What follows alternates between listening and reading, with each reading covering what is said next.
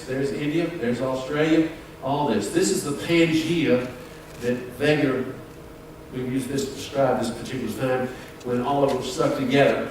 And this would be a good time where you would have the dinosaurs because they'd all be in one climate, okay? Now you can see that 195 million years ago, they're beginning to separate a little bit. Europe is beginning to appear a little bit. North America is sliding a little bit. India is beginning to move northward. It's going to move all the way up this way and collide up here with Asia. And Australia is going to pull out. Antarctica is going to come down this way. All right.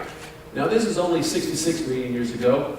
And 66 million years ago, you can see Caribbean is beginning to appear. Africa is separated from South America.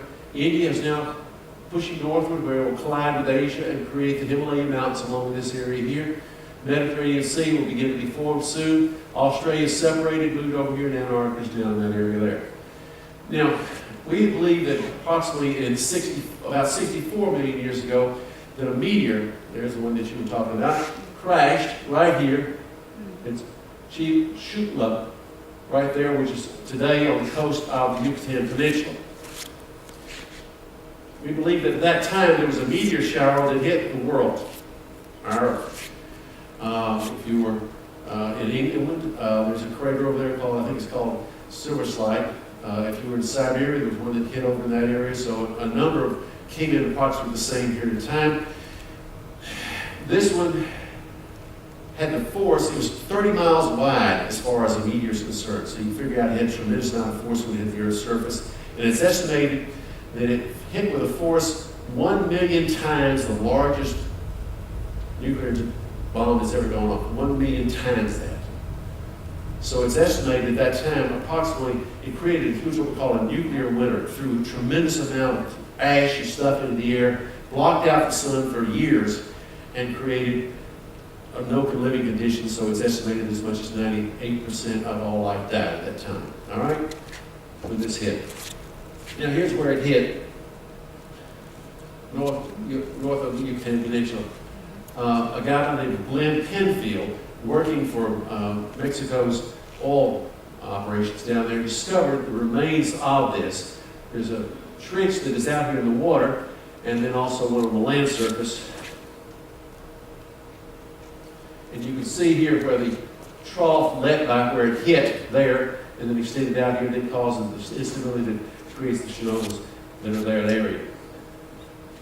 Now here's, of course, the current situation, but between the last one and this one here, approximately 2 million years ago, the Earth got cold, got real cold. We call it the Ice Age.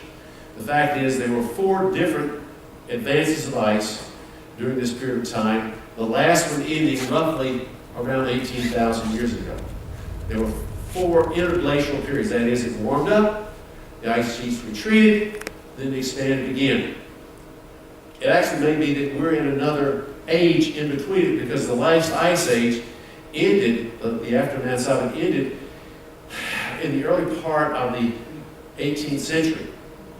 There were villages still being covered by snow in northern England, and whole cities were in vegetation dying off because it was so cold. We don't know what caused them to advance and what didn't. So it may be that it may happen again. I'm sorry, Al-Gore, I'm sorry. But anyway, it may be that we're going to be looking at another ice age very abruptly. In fact, there's some TV or movies have come out pointing out that might happen again. I think we need to be careful with Mother Nature, though. Just be careful. Okay. Now, this is the modern world, as you can see. We're going to come back and talk about that in just a minute. Here's the future world, according to their estimations of how the plates are moving. You can see that the Caribbean Ocean is becoming increasingly small. Mediterranean Sea is all but gone. South America is moving northward to collide. Antarctica is coming northward. And you can see that Madagascar is heading off in the other directions, things such as this. Probably all will be around for this part. But there we go. Now, let's talk about the Caribbean real quickly. And we'll just have to race through this. All right, you can see here the little bits of land that do exist some 20 million years ago. Let me go see if I can go back in earlier. Yeah, Let's go this way. Okay, here's 50 million years ago. 50 million years ago, you can see this is all that at that point is part of Cuba. These are simply the results of volcanic activity where the plates are meeting. The edge of the plate, the Caribbean plate, runs along out here and comes down this way. And you can see that it's subducting under this area right here. The northern, I think we're taking off. Yep. Anyway, the Caribbean plate is pushing in between this plate of North America, this plate of South America, and the Nazca plate, which is over here. As it pushes under, then upwelling of volcanic activity. Of course, all this area here is very volcanic, as you know if you've been to the area of Costa Rica or Panama or any of that area, very heavy. Mexico, of course, is well known for its volcanic activity, and so you've got all that. 20 million years ago, you can see more of it is coming up above the surface. Some of the islands that are out here, we just couldn't get a picture of those on that part, but you can see that. The land bridge is beginning to be formed here, but still blocked off as a result of that activity. Now, I just don't have time to talk about Mexico, but basically this part here separated from this part as a result of that San Andreas Fault that runs up this way, and over a period of time it separated and moved on.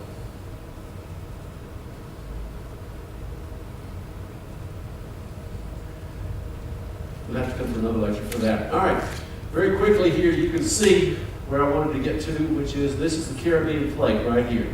You can see the instability. All these are where your volcanoes, active volcanoes are, all along this area here. So it shows you where areas of instability are, where the plate is, and that gives you the outlines of it.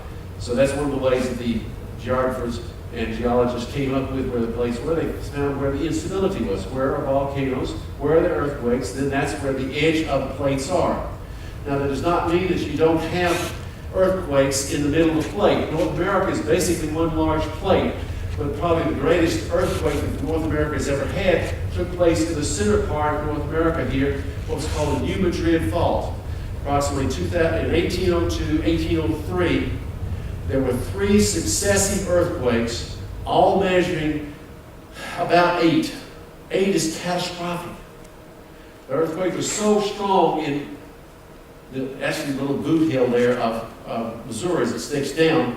It was so strong that it opened up a huge piece of land in northern Tennessee, and the Mississippi River flowed upstream for 5 minutes to fill the hole.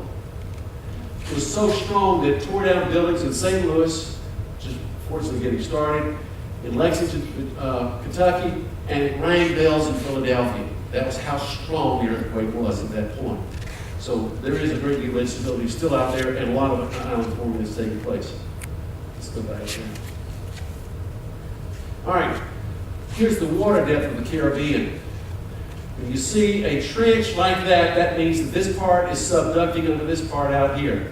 The deepest part, essentially, of the Caribbean is this area right in here. It's over 25,000 feet deep, real deep kind of place. There's just also a trench that is along in here, and there's one on the outside out here. So you can see that where the plates are meeting, and this is where the islands are being formed. You can see out here what we call the Lesser Antilles. The Lesser Antilles are the smaller islands. The Greater Antilles are the big ones. And so these have been volcanically formed, and some of them still active. We'll show you one in just a minute. To show you about earthquakes real quickly, 1692, Port Royal, which is part of Jamaica, was on the bottom edge of subduction area, and it just fell into the sea as a result of the earthquake. It vanished. Now, at the time, it was a site of some of the great pirate cities, and so people in Boston who had always hated to send their ships down that way said it was God's vengeance upon them. Well, regardless of what it was, it destroyed it. Now, we've seen some great volcanoes in the Caribbean that are part of it. This is on the island of Montserrat.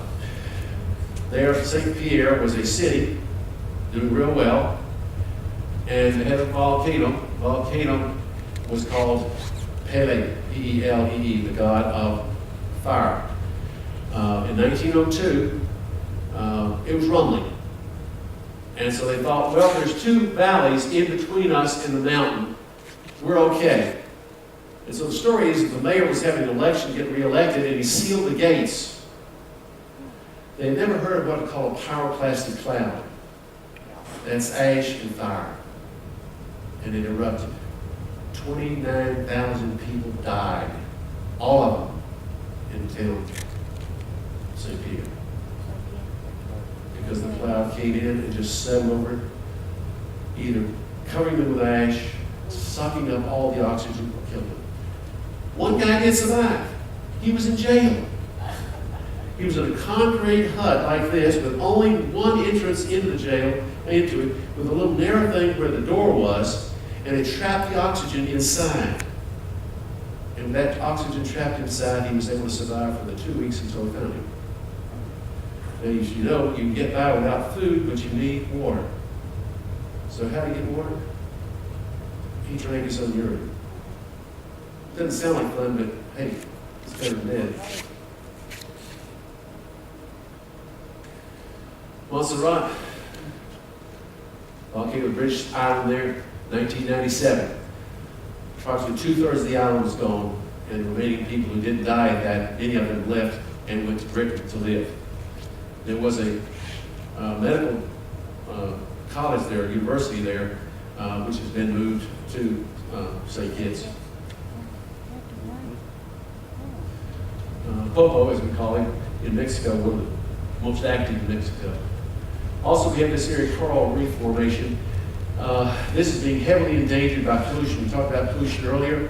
This is being heavily endangered by the pollution that's coming out of both the ships that are here, and they're trying to now control it from the ships. But only about 20% of all waste that is treated by the islands in the Caribbean, only 20% of the water is treated by the islands, and the rest of it is dispersed directly. And it has a killing effect upon the coral, blanching it out, making it white, and also the water has to be, it can't be higher than about 85 degrees or it starts killing the coral too. So about 30% of the coral in the world is in the Caribbean, things such as this. It provides a place for our beautiful fish.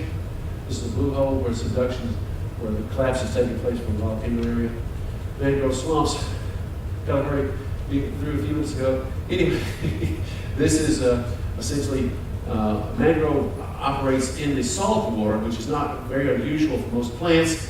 It needs a small amount of nutrients. It also is able to extend its fingers out into the water to get its balance there. It's helping to recreate some islands along the way.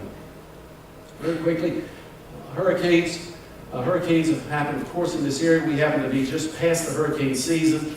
It supposedly ends at the end of November. It starts in June, goes to the end of November, and is, of course, quite lethal as far as the United States is concerned.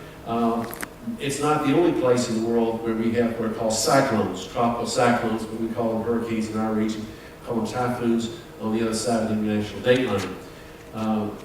Real quickly, this area is heavily influenced by them. You can see here, the temperature zone happens to be a region in which the water is going to have to be about at 85 degrees for the situation for a hurricane to take place.